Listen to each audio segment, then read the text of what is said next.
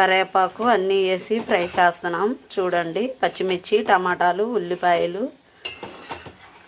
అల్లం పేస్టు వేసాం ఫ్రెండ్స్. చికెన్లోకి ఇవి బాగా మగ్గాలి. బాగా మగ్గితే చికెన్ కర్రీకి చూడండి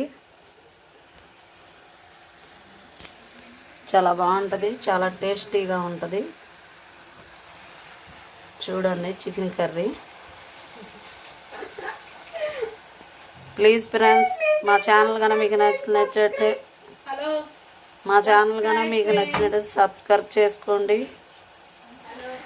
సబ్స్క్రైబ్ చేసుకోండి, లైక్ చేయండి, షేర్ చేయండి,